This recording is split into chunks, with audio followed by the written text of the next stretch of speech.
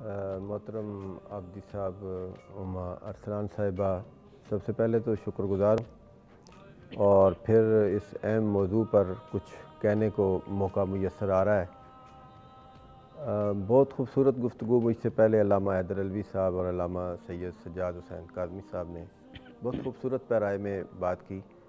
میں اپنی گفتگو کا آغاز یہاں سے کرنا چاہ رہا ہوں کہ ستیزہ کار رہا ہے ازل سے تا امروز، واہ واہ، چراغ مصطفی سے شرار بولا بھی۔ ماننا پڑے گا کہ یہ معاملہ بدر ایک نیا آغاز کہہ سکتے ہیں اس سلسلے کا، لیکن بہت پہلے سے یہ معاملات جی چلے آ رہے تھے۔ یعنی ایک نیا چیپٹر کہہ ایک لیجیے نیا پوری چیپٹر کتاب کا، کتاب تاریخ چلا اور اس کا اپنا رنگ اور اپنا انداز تھا۔ آج یقیناً بدر کے میدان میں میرے آقا کریم علیہ الصلوۃ والسلام کے 14 جان نثار شہید ہوئے، جی جی بالکل اور 14 کا عدد بھی بڑا خاص عدد ہے، صحیح بات، اور اگر اس کو جوڑا جائے تو اس سے زیادہ خاص ہو جاتا ہے۔ واہ واہ ماشاء اللہ، 14 ہیں، اور اگر 4 اور 1 کو ملایا جائے تو وہ 5 کا عدد بنتا ہے۔ بالکل صحیح، تو میں سمجھتا ہوں کہ جو اسلام کو اٹھان دینے والی ہستیاں ہیں وہ 14 ہیں جو معرکہ بدر میں اپنی جان آفرین کے حوالے کر گئے۔ کوئی شک، اور آپ جانتے ہیں سارا انٹلیکچوئل مجمع ہے، الحمدللہ پڑھے لکھے لوگ بیٹھے ہیں، سننے والے بھی بہت معلومات رکھنے والے ہیں۔ کبھی بھی ایسا نہیں ہوا کہ مینار کی چوٹی نے کبھی بنیاد کے پتھر دیکھے۔ بالکل صحیح، یہ ایک ایسی حقیقت ہے جس سے کبھی بھی آنکھیں بند نہیں کی جا سکتی۔ کوئی شک نہیں، آپ جانتے ہیں کہ غزوہ بدر میں ہمارے شہداء کی، باقی مقتولین بدر اور جو قریش کے مقتولین تھے ان پر بعد میں بات کریں گے، اسلام کے جو بنیادی ہیروز ہیں وہ 14 ہیں۔ صحیح بات، انہوں نے جان دی، اور جیسے علماء کرام نے اشارہ کیا کہ جتنی اہمیت قرآن و حدیث کے اعتبار سے ہمارے اس غزوہ بدر کو ملتی ہے، جنگیں بھی ہوتی رہیں گی، قیامت تک یہ سلسلہ جاری رہے گا۔ آج بھی بہت سے لوگ حضرت امام مہدی کے لشکر میں شامل ہونے کے لیے دعائیں جی کرتے دعائیں ہیں، کرتے ہیں بے شک، لیکن کچھ پہلے بھی وفائیں چاہیے، پھر دعائیں کام کریں گی۔ صحیح بات، وہ بھی وہاں بھی ہمیں موقع ملے گا انشاءاللہ، اور ہم نے اس طرف جانا ہے۔ لیکن جو لفظ قرآن نے، جو کلمہ قرآن نے غزوہ بدر کے لیے استعمال کیا ہے، وہ یوم الفرقان اس کو کہا گیا ہے۔ جی جی یوم، یہ اعزاز کسی جنگ کے حصے میں نہیں آئے گا۔ بالکل اس کی کیا وجہ ہے؟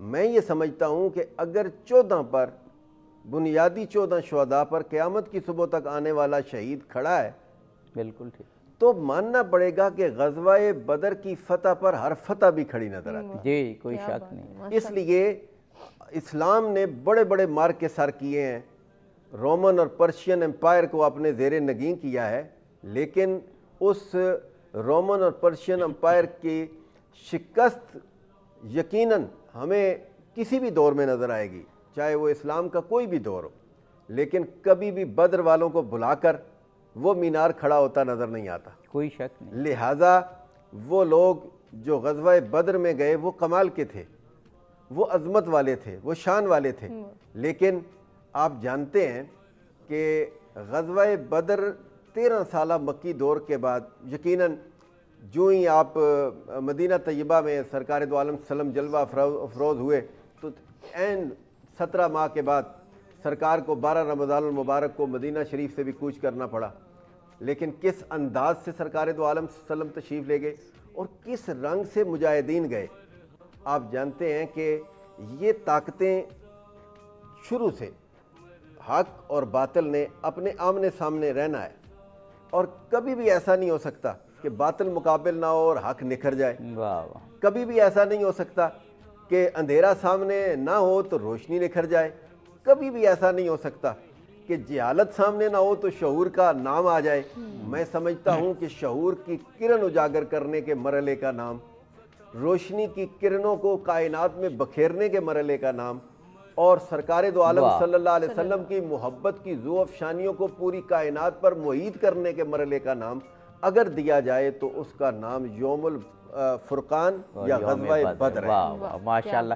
وہ ایک بڑی اچھی بات ریلیٹ کی مولانا منیر عالم ہزاروی صاحب نے کہ یہ مارکا پہلا مارکا تھا، اور جتنے بھی مارکے بعد میں ہوئے وہ ظاہر ہے کہ اس مارکے ہی کی بدولت آگے بڑھے۔ خدا نہ خواستہ، جیسے رسول اللہ نے دعا بھی کی تھی، اس پہ بات بھی کریں گے کہ اگر وہاں شکست ہو جاتی تو پھر آگے جنگیں کہاں ہونی تھی۔ ایک ذکر کیا کہ لوگ حضرت امام مہدی علیہ السلام تک دعا کرتے ہیں کہ ان کے ساتھ شامل ہوں، تو وہ آپ عدد کی بات کر رہے تھے، تو جو 313 کا عدد بدر میں ہمیں ملتا ہے، تو حضرت امام مہدی کے کمانڈرز میں 313 کا عدد ملتا ہے کہ جو ان کے ہراول دستہ ہوگا حضرت امام مہدی علیہ السلام کا، وہ 313 کو ہوگا۔ اس کا یہ مطلب نہیں ہے باقی لوگ نہیں ہوں گے، لوگ کچھ ڈر بھی جاتے ہیں کہ اچھا صرف 313 ہوں گے، لیکن ان کے کمانڈرز کہہ لیجئے 313۔ آپ کچھ کہنا چاہ رہے ہیں آپ کے بعد میں علوی صاحب کی؟ جی جی، میں صرف اتنا اس میں ایڈ کرنا چاہتا ہوں کہ آج اگر ہم سادات اور بنی ہاشم کے حوالے سے تھوڑا سا کترا جاتے ہیں بات کرتے ہوئے، خدا کی عزت کی قسم ہے،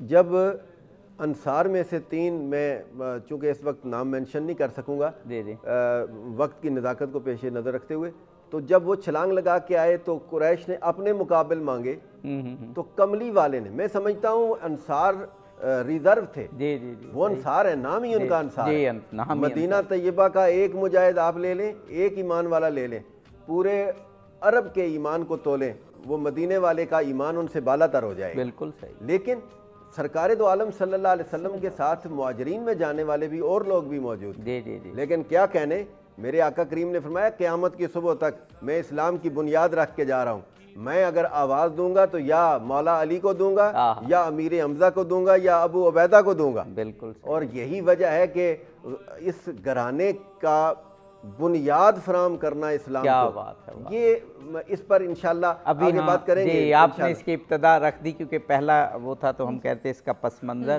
اور اس غزوے کی اہمیت پر بات ہو جائے، پھر انشاءاللہ افطار سے پہلے بھی، افطار کے بعد بھی ہمارا سیگمنٹ ہے، اور تاریخ پر بھی اور جنگ پر بھی پوری بات ہوگی۔ جناب مولانا حیدر علوی صاحب، پس منظر تو ہو گیا، اور ایک اور پوائنٹ آپ تینوں شخصیات نے بہت اچھا ریز کر دیا کہ اسلام جنگوں کا دین نہیں ہے، اور اس کی وضاحت آ گئی کہ 84 جنگوں میں کل ملا کے مسلمان کافر 400، تو یہ تو کتنا عدد بنتا ہے، 4-5 کا عدد بنتا ہے۔